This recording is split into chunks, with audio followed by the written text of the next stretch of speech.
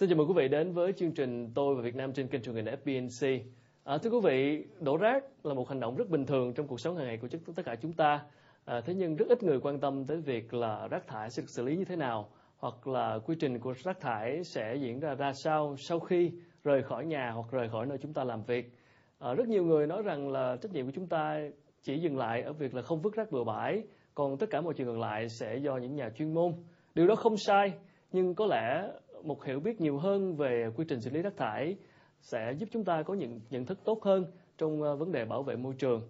Và để tìm hiểu thêm về vấn đề này thì chúng tôi mời quý vị cùng gặp gỡ một vị khách mời. Ông hiện là giám đốc điều hành của một công ty đang vận hành một trong những trung tâm xử lý rác thải thuộc quy mô hàng đầu của Việt Nam. Và để tìm hiểu xem vị khách mời là ai, mời quý vị đến với một đoạn phim ngắn sau đây. Những ai đã từng tham quan nhà máy xử lý rác Đa Phước tại huyện Bình Chánh, thành phố Hồ Chí Minh đều không khỏi ấn tượng trước sự thân thiện, cởi mở cũng như kiến thức uyên bác của một vị doanh nhân nước ngoài. Ông chính là Kevin Moore, giám đốc điều hành của công ty Việt Nam Waste Solutions.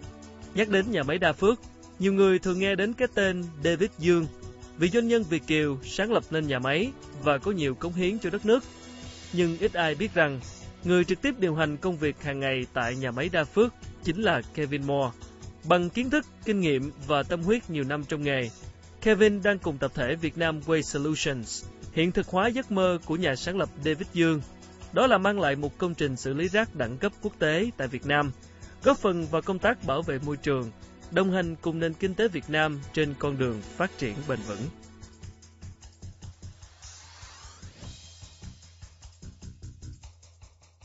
Vâng, xin mời quý vị cùng gặp gỡ vị khách mời của chương trình Tôi và Việt Nam ngày hôm nay là ông Kevin Moore, là giám đốc điều hành của Việt Nam Waste Solutions. Hi, Mr. Moore. Thank you so much for coming. Thank you. Thank you.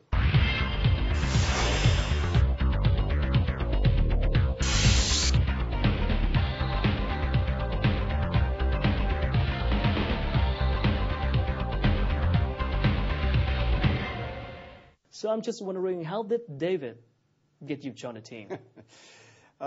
It took some luring. I was working in Hong Kong at the time, and it wasn't really a hard sell for him. His character, upon meeting him at the first time, his character's personality shone right through. The idea that this was a one-of-a-kind project, the scope and magnitude, the idea that it was in Vietnam. I'd already visited Vietnam and liked it.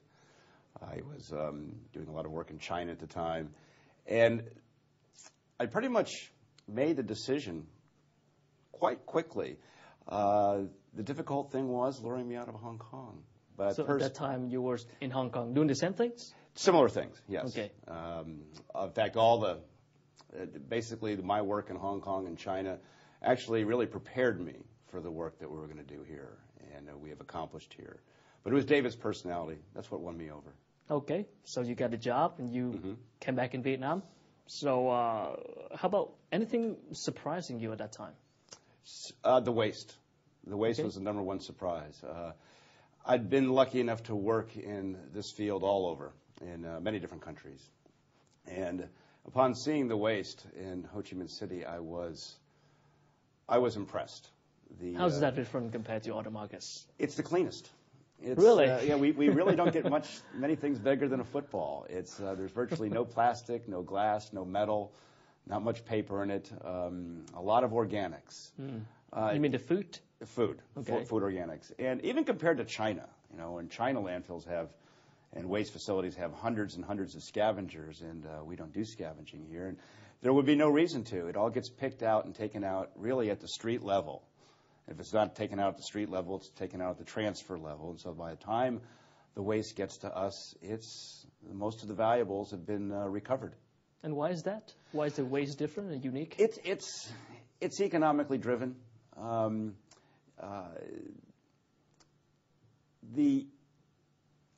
a poorer community, people are going to spend that time to get a few dollars worth of recyclables or recoverables out of a waste stream. Whereas in a more affluent economy, such as the U.S., someone's not going to spend 8 or 10 hours a day working for $5 or $10 worth of recyclables in the waste stream. Okay. But again, recyclable valuables the value of those items are the same throughout. They're the same as they are in America or in China or here. All right. You're saying that because we are a developing country, That's so exactly what we right. consume is different. That's right. So the trash is different too. It is. But so if we move and we get more developed, does that mean that we have the same problem with other countries in terms of the waste? When we get more developed? Well, to be more, I think the development is, from a waste management standpoint, is fine. I think things need to be cleaned up. It's by the time the waste gets to us, it's traveled a wild route, and it's gone from households down city streets and carts and transfer stations.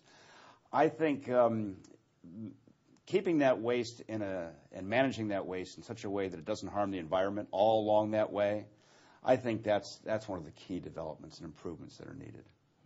I know that your facility apply kind of the same modern technology in the U.S. with the U.S. standards, but any adaptation that you have to perform in order to go according to the local conditions? Well, many. The number one is the engineering feature that allows us to manage waste out there. And southern parts of Ho Chi Minh City are very soft, sitting on 7 to 9 meters of very soft mud. So if I was to put a bunch of weight or waste on one part of that mud, it's going to come up in another part. Okay. So how do we do that? And the engineers had an answer for us. And through some very advanced engineering, utilizing wick drains, we're able to make that soil or that mud make it hard, make that soft mud hard, and consolidate that and provide a stable home for that.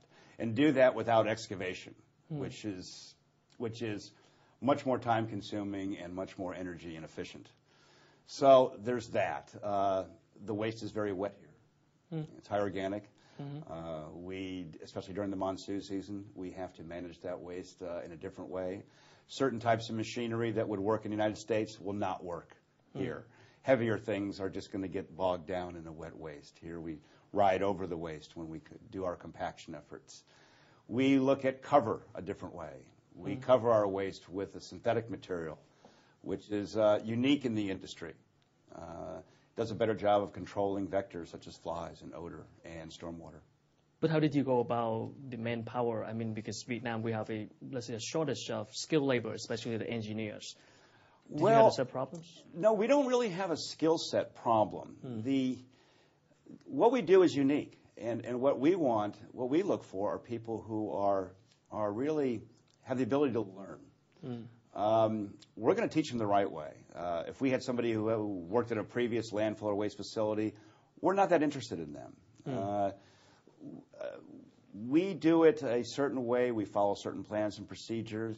We constantly improve upon them. So what we're looking for are people who have an imagination, have some common sense, people who are teachable.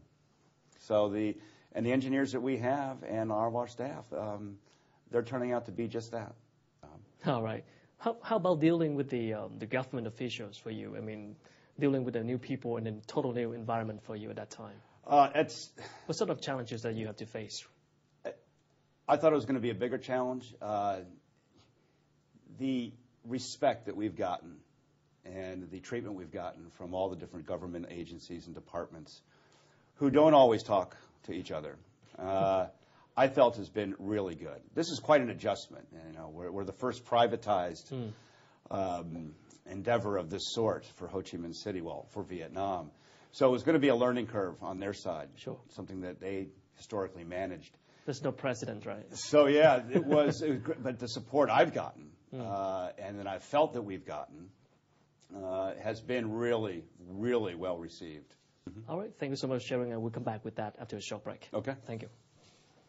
Thưa quý vị, vừa rồi là phần 1 của cuộc trò chuyện với ông Kevin Moore, là giám đốc điều hành của công ty Vietnam Waste Solutions. Mời quý vị giữ lâu trong ít phút trước khi quay trở lại với phần 2.